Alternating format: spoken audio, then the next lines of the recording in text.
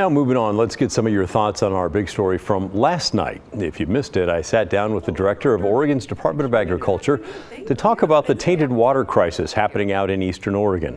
Nitrates are polluting the groundwater in the Lower Umatilla Basin groundwater management area, also known by the acronym LUBGWAMA. It's been going on for 30 years and it's caused health problems for people living there.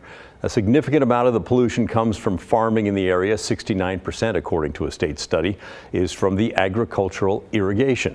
Nitrates are found in fertilizer and seeps into the wells as farmers water their huge fields. So what is the Department of Ag doing about it? Here's part of my conversation with Lisa Charpilloz Hanson. There is not currently a tracking system for the fertilizer or agricultural practices there. I think the important thing to note in terms of Oregon's Ag Water Quality Program and the plans and the rules that go along with that is the basis of the plan is no pollution to groundwater or surface water from agricultural activities.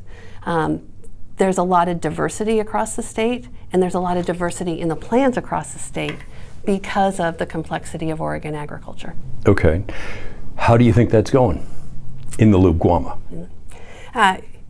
That's a great question. I think, we all know that the LUBGWAMA was declared about 30 years ago. Yeah. We've tried many different iterations, I think, of options with the committee there and looking at different practices, et cetera. And clearly, where we're at today, it hasn't yielded the results that we would have wanted to see in terms of reductions. Yeah, the pollution's worse now. You're right. It hasn't yielded the reductions in the nitrates in the water that we would have wanted to see. Charpilloz Hanson, the director there, says more does need to be done about the problem and that all options are on the table as far as solutions. She says ODA has started work to review water quality plans and that they're really close to the action part, doing an evaluation of ag processes to be put together soon. A lot of you were not impressed with that response. Dick wrote to us to say she had lots of words, was very deliberate in how she expressed them, and yet said absolutely nothing. I didn't hear a single answer to any of your questions. She just tap danced around the questions. I understand the importance of farming community, but still don't understand why they are allowed to pollute the underground water of so many people without repercussions. What can the state possibly not know at this point?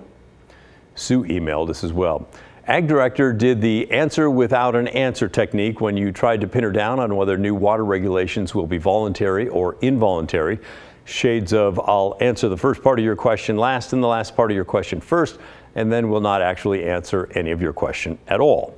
Made me laugh, and of course, ag affecting groundwater for decades, still not remedied, is not funny at all. Terrible for folks on East Side with polluted drinking water. And Don wrote to us to say, the director should be able to tell you what needs to be done and show you the plan with a deadline to achieve the solution. This whole thing reminds me of the runaround we get from Multnomah County solving the homeless issue. Talk, talk, talk, study, study, study, no plan, no plan, no plan.